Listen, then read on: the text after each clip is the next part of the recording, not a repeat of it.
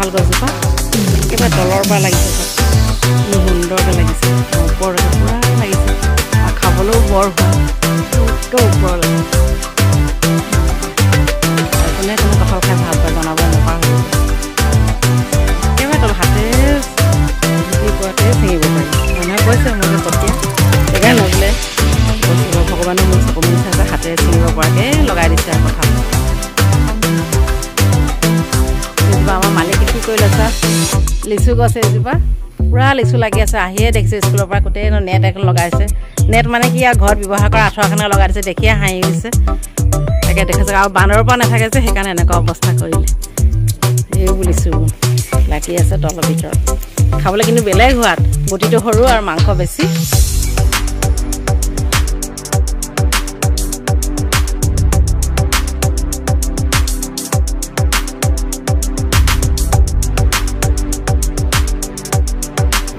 এয়া আমাৰ মিস্ত্ৰী ভাইদাৰ টাইলছৰ কাম কৰি আছে দেই আজি শেষ হ'বগৈ ন ঠিক আছে এতিয়া আমাৰ ওপৰৰ ঘৰটো কমপ্লিট হৈছে আৰু এইটো কিটচেনটো অলপকৈ দেখাই দিছে আৰু এইটো ৰুমটো কমপ্লিট হৈছেগৈ আৰু লাহে লাহে আৰু হোৱাগৈ নাই এটা চফা হ'ব আৰু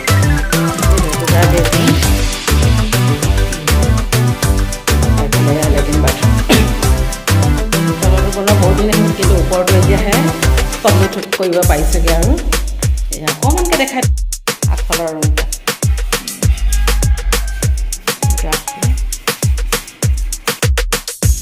আৰু মই এতিয়া শুকান ৰুটিৰ বিশেষ ৰেচিপি এটা লৈ আনিছোঁ শুকান ৰুটি কেনেকৈ আমি এতিয়া চালনী বা খৰাহীত বেছি খাব পাৰি আপোনালোকে প্ৰত্যেকে সকলোৱে জানেই আমি আটা কেনেকৈ খচোঁ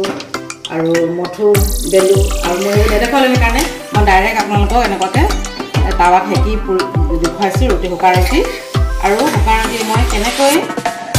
ঠাণ্ডাপানী চেকি খাবলৈ দিওঁ আপোনালোকে খাব আৰু এনেকৈ খালে কি হয় মানুহৰ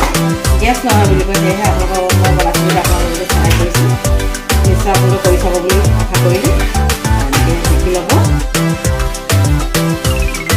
একো তেল ঘিউ ব্যৱহাৰ কৰিব নালাগে মই মঠুটো ৰিফাইন দিয়া নাই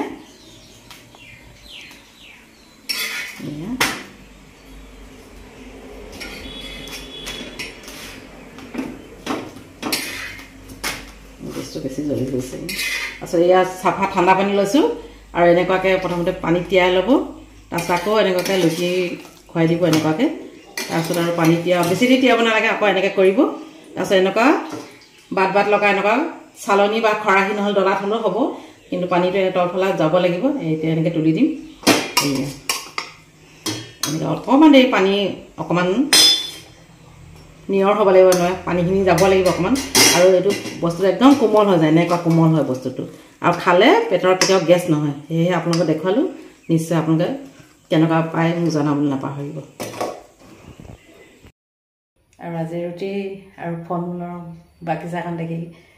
কেনে পালে জনাবলৈ নাপাহৰিব যদি ভাল লাগে লাইক এটা কৰিব বুলি আশা কৰিলোঁ আৰু ভিডিঅ'টো শেষলৈকে চোৱাৰ বাবে বহুত বহুত ধন্যবাদ জনালোঁ আজিলৈ আহিলোঁ পুনৰ নতুন এটা ভিডিঅ'লৈ আপোনাৰ মাজলৈ আহিম